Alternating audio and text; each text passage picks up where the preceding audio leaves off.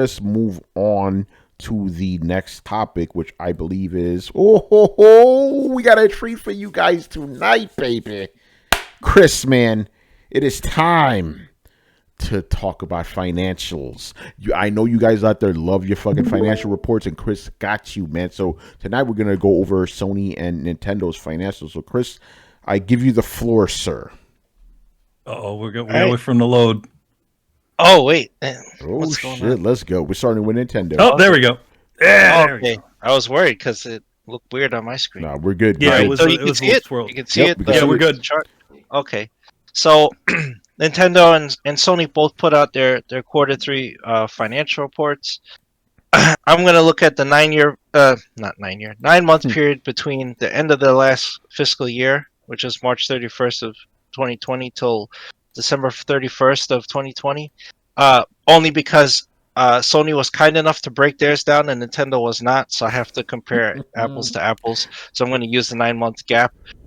Uh, both companies, I'll just say, well, when I preface companies, PlayStation did very well, right? And so did Nintendo. Now I'm gonna read to you. Let me start by reading Nintendo's statement. So I'll start with their report. So they say during the 9 months, Nintendo Switch business saw continued growth for Paper Mario: The Origami King, released in July, selling 3.05 million units. Super Mario 3D All Stars, selling 8.32 million. In addition, strong showings were posted for two titles released in October: Mario Kart Live Home Circuit.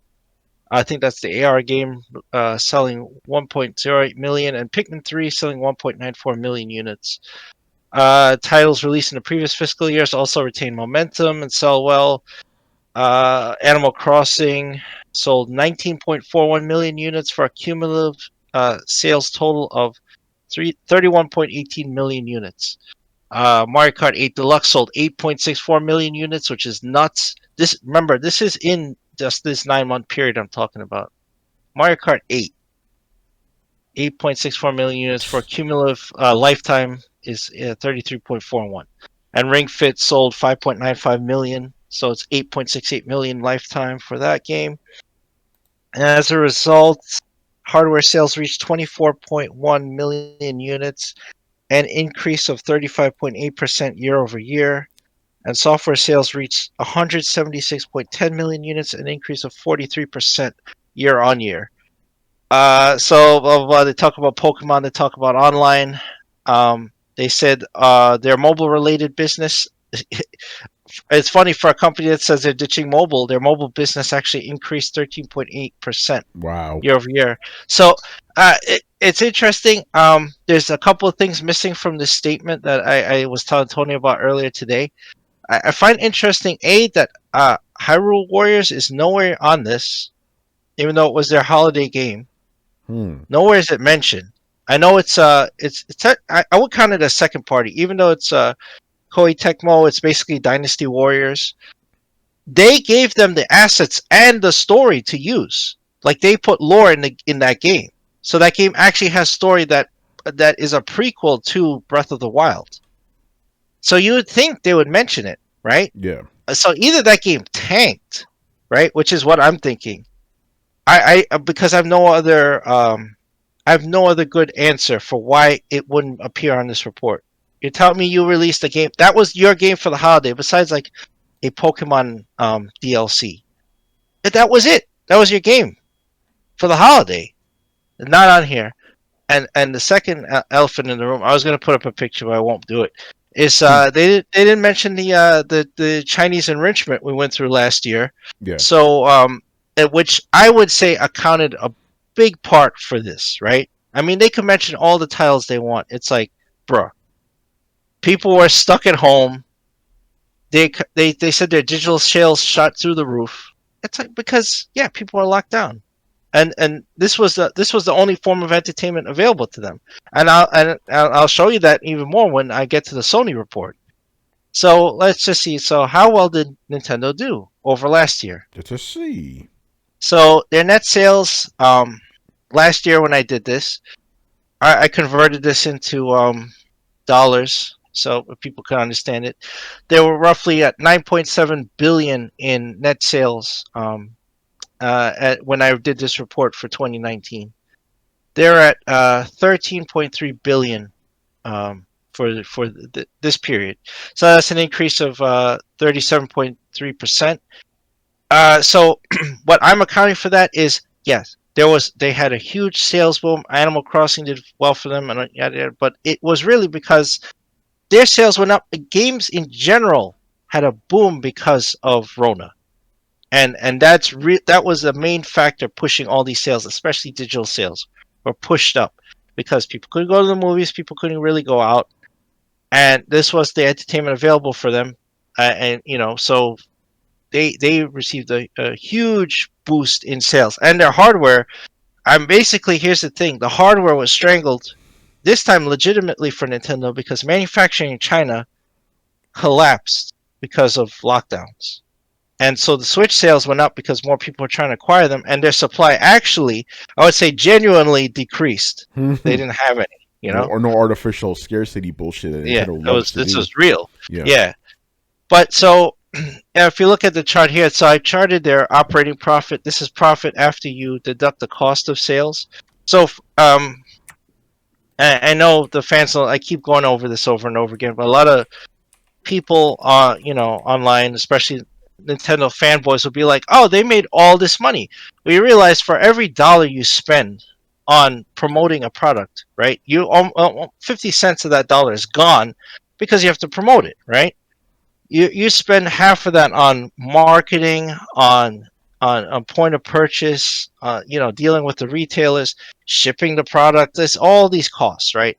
So after cost, you get your operating profit. So really, what you see after that, last year they saw about 2.5 billion in operating profit. Well, this time they're at almost 5 billion in profit. So, and I put the difference is 98.19%. So you almost doubled your operating profit. And you're like, well, how can that be?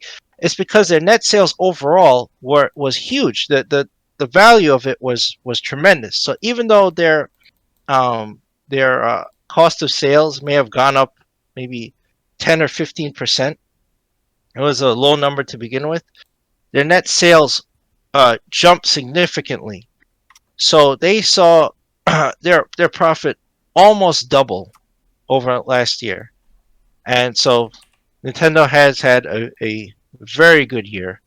Their total profit, and so I break this down. I usually don't do ordinary profit because that's I have to usually on the full fiscal year report that I do. I'll show you ordinary profit. Ordinary profit just means you deduct your extraordinary losses. So you have obviously foreign exchange rate issues, selling in Europe, selling in the United States, and all that stuff.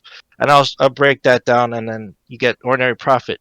Your total profit is after you pay the government. So you pay your taxes, you pay your shareholders, you adjust everything, and then you have your total profit. So their total profit this time last year was $1.86 billion. This year it's $3.57 billion, right? Again, an increase of 91.79%. So that's a huge boon, like that. Literally, so I mean, in dollars, I try to be accurate. That's why I'm giving you these values. But if you just boost it a little, you're like, wow, they almost doubled their profit. That's crazy. Since last year, right? So, and yeah, I mean, they don't mention it. I would love to know what the sales value for the sales number for Hyrule Warriors is, because I find it very interesting. It was missing from this report. Not a mention of Rona anywhere on this report, by the way. Really? Not one. Yeah. So that's what I'm talking about. I'm like, where do you think the boon in digital sales comes from? They're like, we had this boon. We have this explosion of digital sales. Yes, you did. You know why? Something happened last year. I don't know. Gee, what was it? Yeah. And also the other thing, it's like, I'm guessing also the part of the operation cost is that being that they're not actually shipping a bunch of products, right? And a lot of it is digital, then a lot of their sales were digital. That means that they didn't need to constantly be shipping things, correct?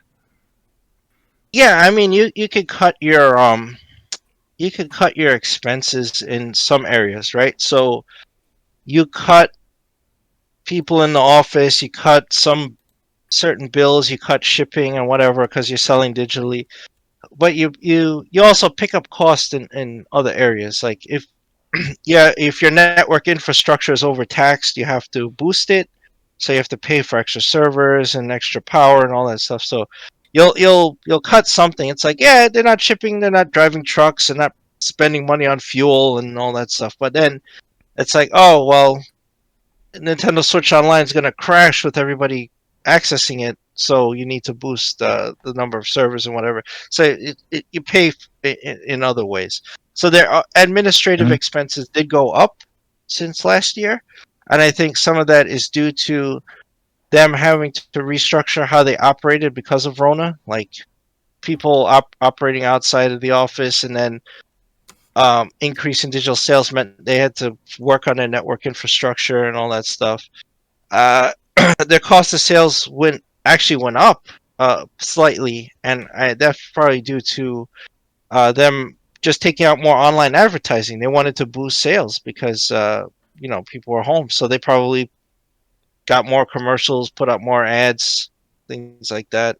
So it's probably marketing that ate up most of that. Yeah. So, but overall, Nintendo did pretty well for themselves. Yeah, there you go. I just find it funny how they didn't even mention the reason why the digital sales went up. Like, how really, guys? Come on, it's pretty fucking obvious what happened here. Yeah, already that whole thing. There's no Rona anywhere at in all. this. Nothing. That is incredible. Yeah. All right, so let us move on to Sony. Yeah, let's look at Sony now. So Sony, and when I talk about Sony, I mean PlayStation. PlayStation, yes. And in their financial report, if you go look at it yourself, PlayStation is referred to Game and Network Services. That's the PlayStation arm of Sony. And Sony has different breakdowns, so I'll show you here. The top one, and you notice PlayStation gets the top spot because it's practically the top earner in the company. Yeah. Games and Network Services, you have Sony Music, Sony Pictures, electronic products and services, imaging and sensor services, financial, and all other. I don't know what falls under all other. Sort of Sony in Japan and other places have other businesses. I'm not sure, so that kind of is dumped in there. But going back here, net sales for Sony boosted almost as much as it did for Nintendo. So overall, their sales were higher. Net sales at this time last year in Q3 for 2019 was 14.177 billion US dollars.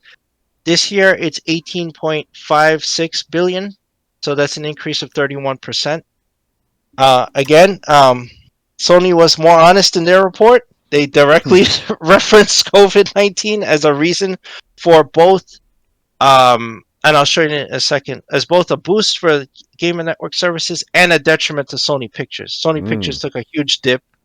Obviously, theaters were closed, all that stuff. They pushed off most of their movies to this year and maybe next year, so that's going to take a hit. Man, I was waiting to see that Morbius movie, man. Morbius, boy. Yeah, so the operating profit, which is, like I said, after you subtract cost of sales, or how you made out, so it was 1.82 billion this time last year. Now it's at 2.929 billion this year, an increase of 60.8%. So that's a huge boost. And again, let me go into their financial statement. Yeah, by the way, while you're doing that, I should tell people that the reason we aren't doing Microsoft's is because you cannot find the Xbox division in there. It's like you have to weed through so much shit because they don't make it easy like Sony, you know? Yeah, it's very hidden. I mean, and Sony's this is easy. Sony actually, all right, this is not fanboyism. Sony's breakdown is pretty damn good. I think they have the best breakdown considering they're a huge company with multiple divisions. Their financial report, I think, is the best structured. Nintendo comes in right after them. Again, great structure. Microsoft, I might as well go try to find one of the treasures in Indiana Jones trying to find Xbox numbers. It is terrible. Like I hate it. I hate looking at the report. I'll try for the fiscal year when I do these numbers again for you guys in April. I'm going to try to read Microsoft's report, but I swear, out of their report is huge. It's like 80, 90 pages of a financial report, and barely like a paragraph might be on Xbox. Man. That's how sad it is. Okay, so all right, let me. I know I had a better chart here. I thought I had it ready. Chats. You guys vamp while I find there. Yeah. But again, hello, baby, hello, money. Yeah. I know. Sony. You'll probably bring it up. The PlayStation 5 has already sold like 4.3 million, I believe, which is 4.5 million. My bad. And which is the exact amount of PS4 sold at the same time. So doing very well, despite all the craziness, shortages, scalpers, all this other shit. Here's the thing. Those scalpers, those things that they bought, those count as sales. Unfortunately, they do. That's the thing about a lot of it is that's why that's why places like Walmart and stupid Target aren't doing anything to quell any of this silliness, because they're like, we're making a sale, whatever. Yeah, right, Chris, this is it. Yeah, so this is their games and network services segment. So you can see here the year over year. This is in yen, by the way. I did the conversion on my spreadsheet for dollars, but I'll just read the bullet points here. So they said sales, 40% significant increase, and so they do plus and minuses. So they do impacts, which is great. So it said FX is financial exchange, so foreign exchange is the currency exchange. So they said increase in game software sales, including add-on content, and increase in hardware sales due to PlayStation 5 launch. Operating income increase in software sales, increase in network services sales, mainly from PlayStation Plus, so added subscriptions. Higher profit margins from PlayStation 4 hardware, which is surprising. So I guess I'm assuming that the just the limited supply of PS5s forced people maybe to holiday buy PS4s because they just couldn't get their hands on it. So that was interesting. The impact was increased selling, general and administrative expenses related to the launch of PS5. So probably just getting it out the door and shipped and packed and everything. They probably had to spend extra money and extra resources to do that. And they said loss resulting from strategic price points of PS5 hardware that was set lower than the manufacturing cost. So they took a hit on PS5. This is what they're saying. Yeah. They're selling at a loss, right? Real quick. They're selling at a loss, yeah. We were speculating before the consoles even came out, before we even got a price. It's like, yeah, these things look like they should sell like at $600. Yeah. Because, $400, is 400 and 500 seems like with all the tech that's coming within these systems, it looks like they might be selling these at a loss. And it turns out that happens to be the case. That's exactly what it is. Yep. Most times with these consoles, they always sell them at a loss. Yeah, they're always selling them at a loss. Well, not Nintendo is not Nintendo because they put on that cheap. They put cheap ass parts. But like real consoles are always sold at a loss. I don't know if was the PS4 at a loss. I know the PS3 for sure was at a loss. Yep. I remember.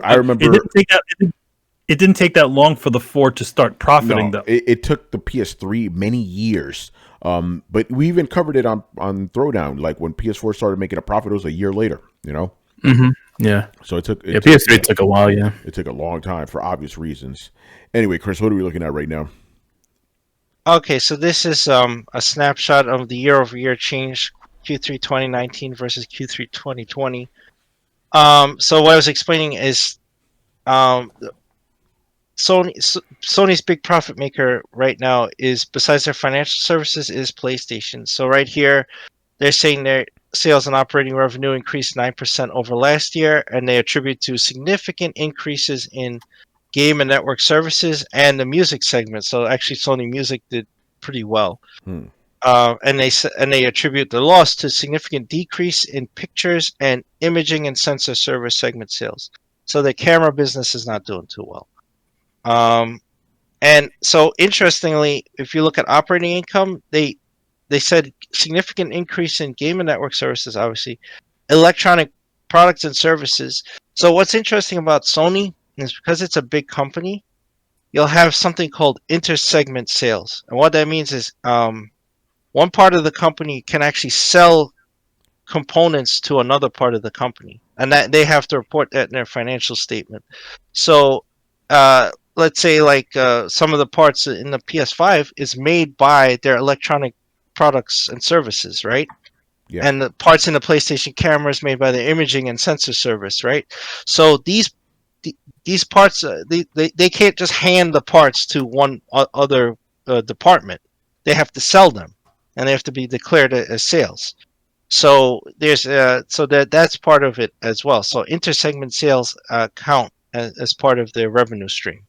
So if the electronic products and services has a boost because of intersegment sales, it's probably because they're selling those parts to the camera division and PlayStation. Oh, crazy. Yeah. So they said significant increase in game and network, electronic products and services, music, pictures, and financial service separate segment operating income. So I think pictures is in here overall probably because of streaming, even though in a bigger sense in net sales it's a loss because of the theaters, and I'll let them explain because they have a nice little breakdown here. If you look at these charts, let me go to the pictures segment. You can see year over year they had a 19% decrease over last year, and they attribute to significant decrease in sales for motion pictures. And right here, absence of major theatrical releases during the current fiscal year resulting from theater closures due to COVID-19. So they actually said it. Yeah, they right? acknowledge it. Yeah. Yeah. Lower home entertainment television licensing sales for current year titles due to absence of major theatrical releases. So basically, without movies coming out in the theaters, they don't have any licensing to put on home video. Yeah, right? DVDs The movies and didn't shit. come out. Yeah. Yeah, so they lose out. But they had a boost from, it says, higher television licensing, home entertainment from prior year and catalog sales. Makes sense. Yeah. So because people were home, so yeah, that makes sense. Right. So again, like and I did when I did their fiscal year last year too. I think every report I've done since I've reported on Sony's, PlayStation is the biggest part of the company besides their financial, and their music division makes money also. Usually the losing part is the cameras, which they seem to just still be going. They're propping it up, right? So the imaging is losing. Pictures has been down. It's down even worse now because of Rona, but they weren't doing too hot to begin with. Yeah. So very interesting breakdown from Nintendo. Only has one report, right? They just handle games hardware, game software. I know they have other businesses in Japan. They report as extraordinary income because they own hotels and casinos and shit. But I don't really read that part because that's only in Japan. Everywhere else, it's just video games and the Switch. Yeah. Right? What? No Nintendo hotel? Yeah, and that's what's that's what's relevant to this show anyway. So that's fine.